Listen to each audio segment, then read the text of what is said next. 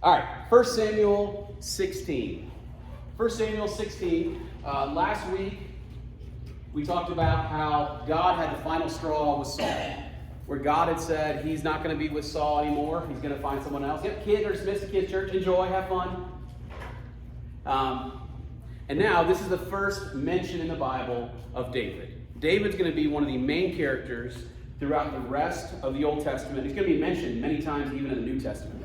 This is one of the most central, important people in the Bible. So in the Bible, we have God and Jesus, most important character by far. And then there's the big three. The big three are Moses, David, and Paul.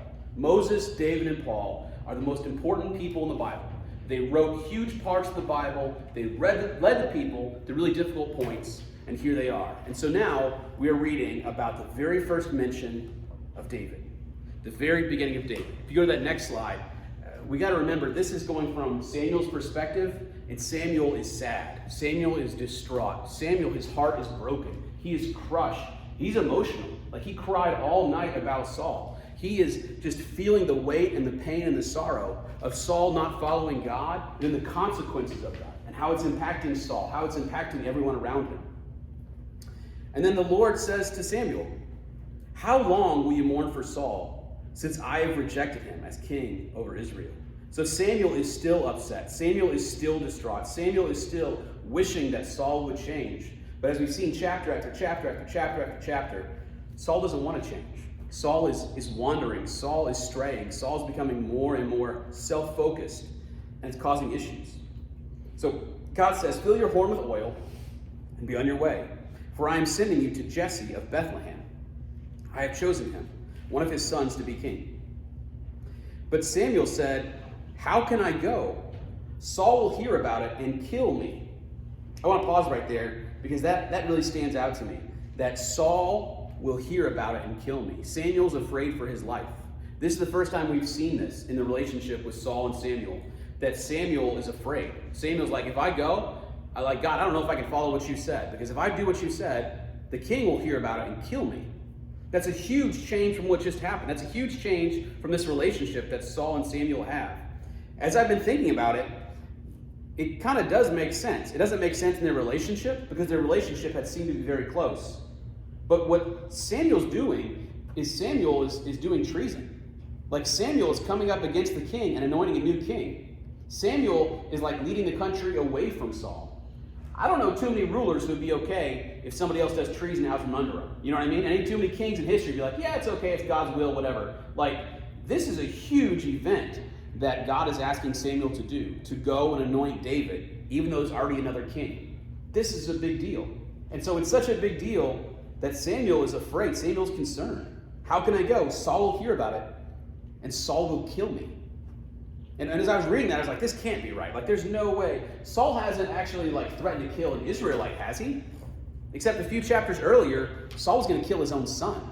Saul was going to kill Jonathan, if you guys remember, because in this battle, Jonathan ate some honey when he wasn't supposed to. Jonathan didn't even know the rule, but he ate some honey he wasn't supposed to. And Saul was so self-righteous, he was going to kill his own son. And so here it is, Samuel feels the threat of death if he goes and does what God tells him to do. And so the Lord says to him, "Take a heifer with you and say, I've come to sacrifice to the Lord. Invite Jesse to the sacrifice, and I will show you what to do. You are to anoint the one that I indicate." Let's go to the next slide. So Samuel did what the Lord said. He arrived in Bethlehem, and the elders of the town trembled when they met him. They asked, "Do you come in peace?" Samuel replied, "Yes, in peace I have come to sacrifice the Lord. Consecrate yourselves and come with the sacrifices to me." Then he consecrated Jesse and his sons and invited them to the sacrifice. When they arrived, Samuel saw Eliab, and he thought, "Surely the Lord's anointed stands before the Lord." Samuel sees him. He sees he's tall, he's strong, he's handsome, he's good looking. And Samuel thinks, hey, Saul was tall, Saul was handsome, Saul was good looking. Here's this young man. We don't know how young, 18, 21, some type of in that range we think. He sees this young man, he's like, okay, that's it clearly. I recognize that's what a leader looks like. Have you ever seen somebody you're just like, okay, that person looks like a leader? Or they get on TV and they start speaking and you're like, okay, I understand why they're the CEO. I understand why they have this presence. That's what Samuel sees when he looks at Eliab and he's like, okay, That's the guy for sure. But the Lord said to Samuel, do not consider his appearance or his height, for I have rejected him. The Lord does not look at things that a man looks at. Man looks at the outward appearance, but the Lord looks at the heart. If you go to the next slide, the Lord does not see as a man sees. For man looks at the outward appearance, but the Lord looks at the heart. Okay, true story. For years, this was my favorite Bible verse. Like when I was a kid and a teenager, this was my favorite Bible verse. Because I was super unattractive. Like really unattractive. Like I did not like the way I looked in the mirror at all. And this verse gave me comfort. Because God didn't see me the way everybody else saw me. God did not register me the way everybody else registered me. God saw me and he looked at my heart. And that's what God is looking for. God is looking for the hearts of people who will follow him. God is looking for the hearts of people who will pursue him, who will be after him. The Lord looks at the heart.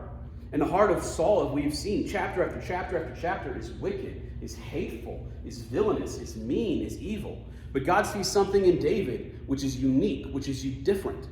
A few chapters earlier, he said that I'm going to find somebody who their heart is to pursue me, who has a heart for the Lord.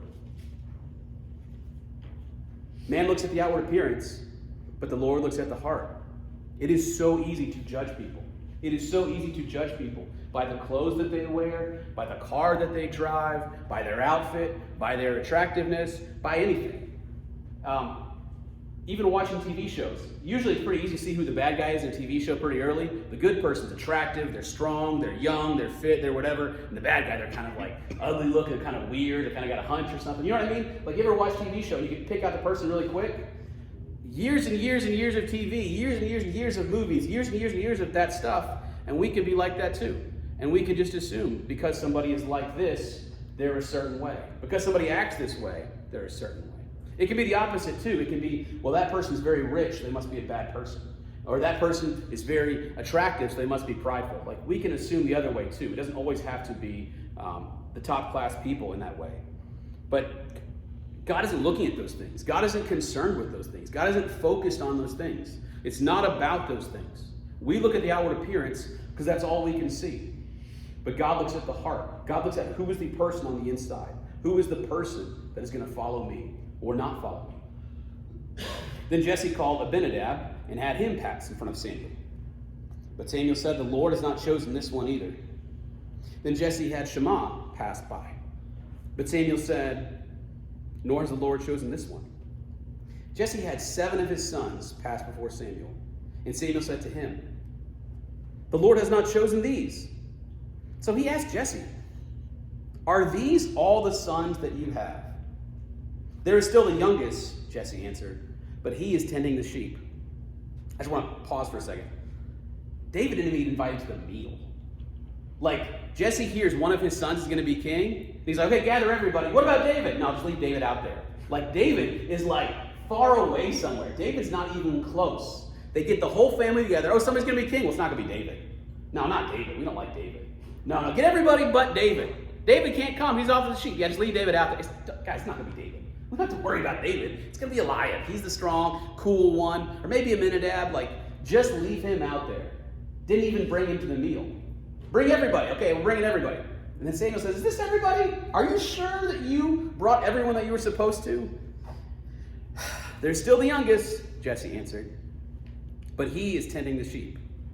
Samuel said, send for him. We will not sit down till he arrives. He's saying, go get him. Somebody go find him. We're not even going to eat till he arrives. I don't know about you, but when the food is in front of me, I like to eat, right? Like I like to eat right away when the food is prepared, when it's hot. I love food when it comes out like hot and steaming when it's ready. I burn my mouth sometimes eating because it's like so good. I just want to eat it right then. Can you imagine having the food in front of you? You're like, we're not going to eat till David gets here. We don't even know where David is. David's off the sheep somewhere. Somebody go find him. Somebody run and go find David and chase him down because we're not going to sit down to eat till he gets here. Like that's what's happening in this moment. Samuel's saying everybody else have to wait. Everybody else sit still. Nothing's going to happen till David gets here. Till David shows up. We're all going to wait for David. And that's kind of what's happening with the country too. Like the country of Israel is waiting to follow God. Is waiting to pursue God. But until the rightful king comes, They can't do it. Until David becomes king, things aren't going to be right for Israel. Things aren't going to be good for Israel because Saul is such an evil man. So Samuel said, send for him. We will not sit down until he arrives. So they sent and brought him in. He was ruddy and had a fine appearance and was handsome in features. And the Lord said, rise and anoint him. He is the one. So Samuel took the horn of oil and anointed him in the presence of his brothers. And from that day on, the Spirit of the Lord came on David in power. And then Samuel went to Ramah. We're going to pause right there for today. But this is the moment. This is the moment where all of a sudden, God has chosen David to be the king. Samuel has anointed David to be the king. Things are going to be good for David being the king. Except, even though he's anointed, David doesn't start being king the next day. We don't exactly have a timeline. There's no dates listed here. But most scholars think it was about 15 years later till David becomes king. 15 years later. God has said you're king, you've been anointed as king, and you're still not king. 15 years later. Who likes to wait? Like, who is saying, I just really love to wait. I want to test my patience. Please give me some patience, God. 15 years. 15 years. You've been called. God has anointed. God has picked you out. And you have to wait for 15 years with a good attitude? Oof. 15 years. 15 years. 15 years. So, why did God pick David? Because he has a different heart than Saul. Why did God pick David? Because David was going to be willing to wait. Why did God pick David? Like, we're going to read a lot of stories, a lot of chapters with David where he's not king. A lot of chapters, a lot of stories of David where David could compromise. David could make huge, giant mistakes. But he doesn't.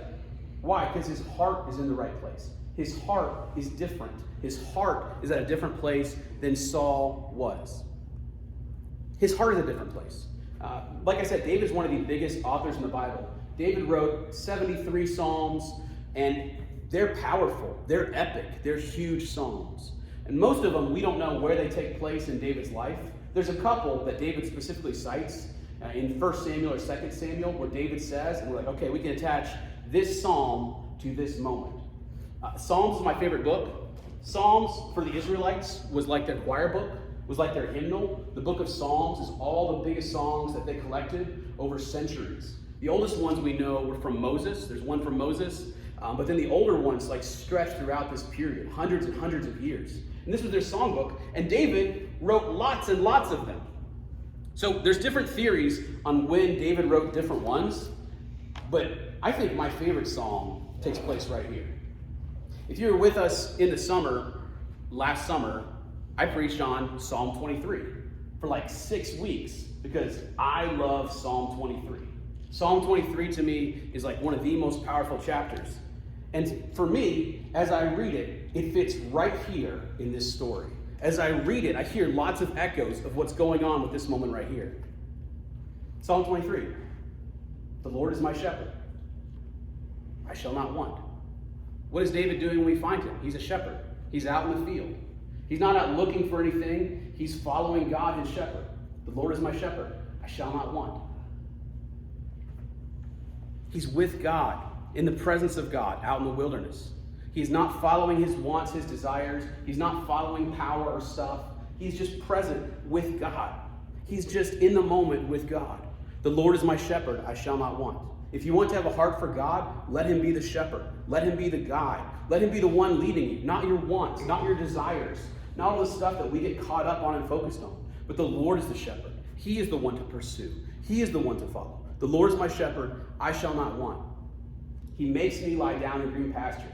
How many times did David lie down in green pastures when he was taking care of the sheep? How many days did he sleep out in the green pastures? He leads me beside the still waters. We talked about this last summer, but sheep are stupid. These sheep would not drink from water unless it was completely still. Like, they're afraid of rushing water. And so they need still water. They need things to be calm, to drink from, to get water that they need to live. They needed things to be still. He makes me lie down in green pastures. He leads me beside the still waters. He restores my soul. He restores my soul. One thing that can hurt your soul a lot is when people don't believe in you. One thing that can hurt your soul a lot is when people are negative towards you. One thing that can hurt your soul a lot is when you are critical of yourself, when you are negative to yourself, when you are condescending to yourself, when you do all of those things. And where do we find David? We find David when he gets left out of the meal. How many times did he get left out of family meals? How many times did he get sent away to do the job nobody wanted to do? How many times did he not get the care and attention and love that a young boy needs? How many times? We don't know. But God, he says, restores my soul. He leads me in the paths of righteousness for his namesake. He says, God is showing me the correct path. God is showing me the right way. God is with me. Not for me. It's not about me. It's for his namesake. Like, I am here for God. I am following God for God. I am in this path for God. Wherever it takes me, wherever I am, I'm in the right path for God. That's where my heart is. My heart is focused on God's way to follow God. That's why God sees him. It's because the heart is there after him. He is pursuing him. Even though I walk through the valley of the shadow of death, I will fear no evil. For you are with me. For you are with me. For you are with me. This is the key theme in the Bible. For you are with me. Jesus says, I will never leave you nor forsake you. In Joshua, it says, be strong and courageous, for the Lord your God is with you wherever you go. God is with you. God is with you. Whatever you're experiencing, whatever you see, whatever you're surrounded by, the shadow of death. And God is with you. He is with you. For the Lord is with me. Your rod and your staff, they comfort me. What did David use as shepherd? He used his rod and his staff. The rod is kind of that hook thing. When we think of a shepherd, or we see shepherds at Christmas time, they got that hooked rod so they can pick up the sheep if the sheep get somewhere lodged where they can't get out of. And the staff was like a club that they would use to fight off the wild animals. David talks about later fighting off a bear and a lion. That's what the club was for. The club was for clubbing those things, for fighting off those things. And so what does God do? God corrects us and he protects us. He corrects us with his staff. He pulls us back when we've strayed away. He pulls us back when we've gotten stuck somewhere. He pulls us back when we're at a place we can't get out of. He pulls us back and he protects us. He fights off the enemy for us. Thy rod and thy staff, they comfort me. You prepare a table before me in the presence of my enemies. What happens as David comes back from the field? He's been back in the field. He's been way back there. He doesn't know Samuel came to town. He doesn't know what's going on. He doesn't know they have a special meal going on. And when he gets to town, what happens? There's a meal prepared before him in the presence of his family who left him out, in the presence of his family who didn't care about him, in the presence of his family who spoke bad of him, who mistreated him, who didn't care about him. Sometimes it can feel like family's an enemy. Sometimes it can feel like the people who are supposed to love us aren't there for us. Sometimes it can feel like the people who should care about us don't. And so I believe this line right here is in reference to his family. You prepared a table before me in the presence of my enemies, in the presence of people who should have been there for me, in the presence of friends who should have saw about me. And they just left me out in the field while they were going to eat without me. You prepared a table for me in the presence of an enemy. And this to me is the big tipping point. This to me is the main clue. You anoint my head with oil. You anoint my head with oil. That's what we just read. You anoint my head with oil to be king. Samuel anointed his head with oil. It's as simple as that. God anointed him for this work. Why? Because of his heart. Because the Lord is his shepherd. Because he's following him. Because he's passionate about God. Because he is with God in the tough times and in the good times. He is willing to wait for 15 years to be king. 15 years. And have the right heart. And not take shortcuts. And not abuse his power. And not take advantage of people. Why? Because you anoint my head with oil. My cup overflows. My cup overflows. God has given me so much that it even spills out. I don't even have room for everything God has given me. God has given me so much that I didn't even deserve. I wasn't even aware of it. My cup overflows. Surely goodness and mercy will follow me all the days of my life. And I will dwell, I will live, I will be in the Lord's house forever. Forever. I will be with God forever. God has a place for me forever. I can be with him forever. Even if my family turns on me, even if people ignore me, even if I'm mistreated, even if I'm left out, even if people don't recognize me, I get to be with God forever. Why? Because the Lord is my shepherd, and I'm following his path. The Lord is my shepherd. I'm focused on him, not on my wants. The Lord is my shepherd, and I'm going where he is going. And so because of that, I'm not going to get distracted. I'm not going to get frustrated. I'm not going to get burned out by all the pain of life. Because life hurts sometimes. Life is frustrating sometimes. Patience is awful. Having to wait for something that you need or want, I'm not good at it. I'm not good. I don't like to wait. I don't like to wait, especially when I don't know when is it going to happen. But all the major people in the Bible had times they had to wait. All the major people in the Bible had times where they had to deny themselves and wait for God. Where they aren't focused on their wants, they're focused on him. And so what did God see when God looked down and God saw his heart? I think he saw this Psalm 23. I think Psalm 23 describes exactly who David was as a young man. Exactly where he was at this point, where God called him and anointed him to be king. This moment where he's following God with whatever it takes, wherever God guides him, by the cool stream, by the nice grass, or even through the valley of the shadow of death. Wherever God leads him, he is going to go, and he's going to wait on God. And so because of that, he can have peace. Because of that, he can have hope. Because of that, he can make it through the storm, because he knows where he's going. He's going to dwell in the house of the Lord forever. Because he's following the shepherd. Because he knows the shepherd. Because God is with him. And so, maybe you feel left out or rejected or hurt by family. Maybe you feel like you have to wait for something you've been praying for a long time. Maybe you feel like life just doesn't seem to make sense right now. Maybe it seems like the stuff that you really want, it's just never happening. Like it just doesn't quite all fit into place. My encouragement to you is just follow the shepherd. Follow the shepherd. Let him quiet your soul in the quiet moments and the peaceful moments. Let him help you relax and lay down in the grass and just be still with him.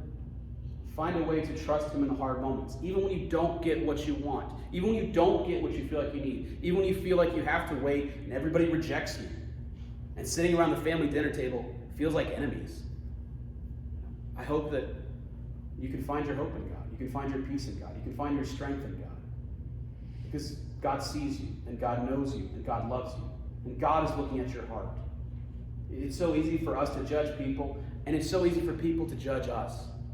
I don't know if you've ever been misjudged before because of something somebody said, or a rumor, or something negative, or somebody who criticized you because they didn't know your heart or your intentions. It's so painful when people misjudge us, or people mistreat us. But God does not see as a man sees. People look at the outward appearance, but the Lord looks at the heart. He sees you, he knows you, he understands you, and he is with you. And he has a plan for you. He has a purpose for you. Even if it takes 15 years or longer, there is something that is happening that God has for you, and you matter to God. And so keeping your heart focused on him, keeping your heart pure, keeping things aimed at him, that is who God calls us to be. And that is how we get to go where he's going. So we can dwell in the house of the Lord forever. We only get there when we're following the shepherd. We only get there when we're listening for him. We only get there when we pursue him. And that's the difference between David and Saul. We don't have a single psalm that Saul wrote. We don't have a single prayer that's like beautiful and eloquent that Saul wrote. We have one time that it says that Saul made an altar. It's because he had to. He didn't even do it out of love for God. But David's love and passion and pursuit of God changed David, and it changed the nation of Israel. So wherever you're at, whatever you're struggling with, whatever hurt, pain, frustration, patience, betrayal, whatever you're feeling right now, follow the shepherd. Lean in towards the shepherd. Pursue him. He is always there for us. And the question is, are we with him?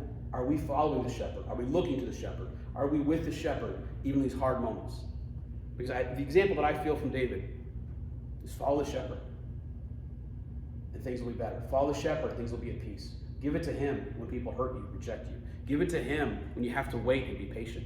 Give it to him when all your wants don't come into place. Because he loves you, he sees you, he knows you, and he's looking at your heart.